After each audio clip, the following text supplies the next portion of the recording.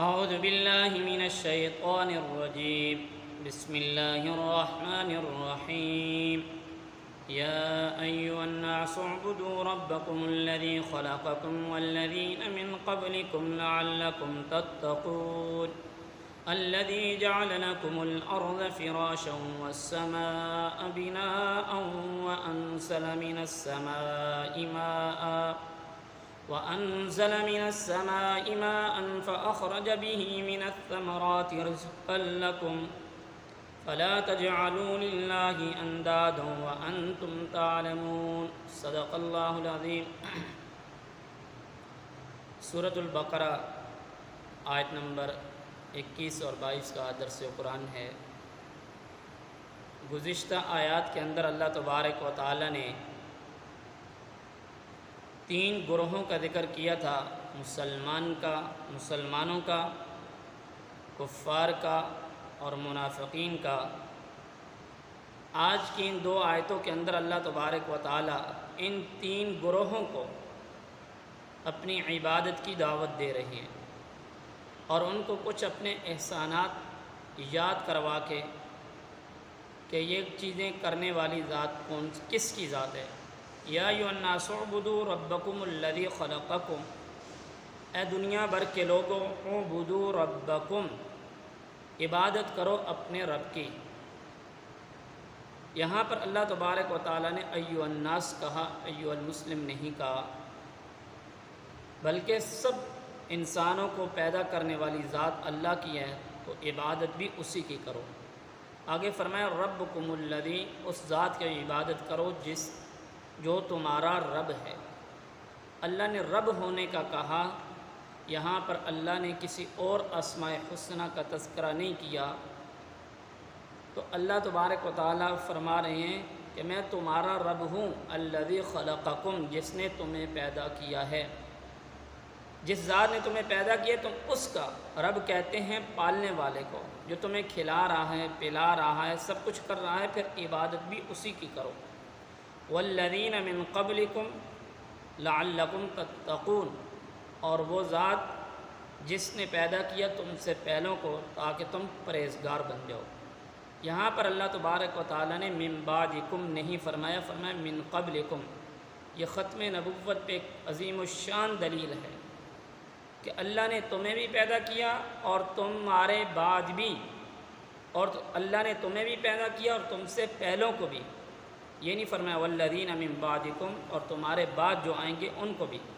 یہ اس بات کی دلیل ہے کہ اللہ نے جب تمہیں پیدا کیا ہے اور تم سے پہلوں کو، والذین من بعدکم نہیں فرمایا کہ تمہارے بعد بھی کوئی امت آئے گی، یہ آخری امت ہے. یہ اس بات کی دلیل ہے. فرمایا اگر تم اللہ کی عبادت کرو گے، اللہ کی بندگی کرو گے تو تم کیا ہو جاؤ گے؟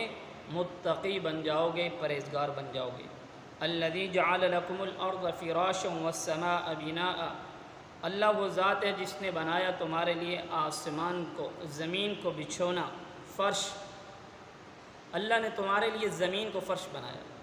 ہے کوئی ذات اللہ کے علاوہ جو زمین کو بچھونا بنانے والی؟ اگر کوئی ہے، اللہ نے زمین کو مٹی کا بنایا، نہ اتنی زیادہ سخت بنائی کہ تمہارے کام کے لیے نہ رہے، نہ اتنی نرم بنائی کہ تم اس پہ چل نہ سکو. جیسے اللہ کی مشیت تھی اللہ نے ویسی بنا دی. اگر تمہیں اللہ کی ذات پر اعتراض ہے تو تم اللہ کے مقابلے کے اندر زمین جو ہے وہ کس کی بنا لو؟ تانبے کی بنا کر لے آؤ. والسماء بناہا، اور اللہ نے تمہارے اوپر آسمان کو بنایا ہے. کون ذات ہے جس نے آسمان بنایا؟ اللہ نے 7 آسمان بنائے ہیں. اگر تمہیں اللہ کی ذات پر اعتراض ہے، تم اللہ کی ذات کے علاوہ کسی اور کو عبادت کرتے ہو، اللہ نے 7 آسمان بنائے، تم ایک بنا کر لیا. وَأَنزَلَ مِنَ السَّمَاءِ مَاءً، اور اللہ نے نازل کیا آسمان سے پانی. یہ پانی اللہ تبارک و تعالیٰ نے نازل کیا. اگر تم اللہ کی ذات کو نہیں مانتے، کہتے ہو نہیں یہ خود بخود دنیا کا نظام چل رہا ہے، تو تم پہاڑوں سے پانی بارش کی طرح برسا کے دکھاؤ. کیا تمہارے اندر عقل نہیں آتی کہ تم اللہ کے علاوہ کسی اور کی عبادت کرتے ہو؟ فَأَخْرَجَ بِهِ مِنَ الثَّمَرَاتِ رِزْقًا لَكُمْ، پھر اس بارش کے اللہ نے فوائد بتائے کہ یہ جو ہم آسمان سے بارش برساتے ہیں اس سے تمہارے لیے کھانے اور پینے کی چیزیں مقرر ہم نے بنائی ہیں. یہ کھانے اور پینے کی چیزیں تمہارے واسطے ہیں کہ تاکہ یہ آسمان سے بارش برسے۔ یہ جو زمین کا نظام ہے اللہ نے نہ اس کو اتنا سخت بنایا نہ اتنا نرم بنایا۔ کون وہ ذات ہے جو انسان جب زمین کے اندر بیج بوتا ہے، بیج ڈالتا ہے، کون ذات ہے اس زمین سے وہ ایک سبز دانے کی ایک کونپل سی نکالنے والی ذات کون سی ہے؟ فرمایا وہ اللہ کی ذات ہے۔ اس لیے اللہ فرما رہے ہیں کہ اے انسانوں، اے مومنین، تم بھی میری عبادت کرو، اے کافروں تم اپنا کفر چھوڑ کر کے میری عبادت کرو، اے منافقین اپنی منافقت کو چھوڑ کر صحیح سچے مسلمان ہو جاؤ اور میری عبادت کرو۔ فَلَا تَجْعَلُوا لِلَّهِ أَنْدَادًا وَأَنْتُمْ تَعْلَمُونَ، تو تم نہ ٹھہراؤ اللہ کے مقابلے میں کسی کو اگر تم جانتے ہو، اللہ کے مقابلے میں اللہ کا شریک کسی کو نہ ٹھہراؤ، صرف اور صرف عبادت کے لائق اللہ تبارک و تعالیٰ کی ذات ہے۔ اللہ سے دعا ہے کہ اللہ تبارک و تعالیٰ میں سے ایمانوں میں ان باتوں پر عمل کی توفیق عطا فرمائے۔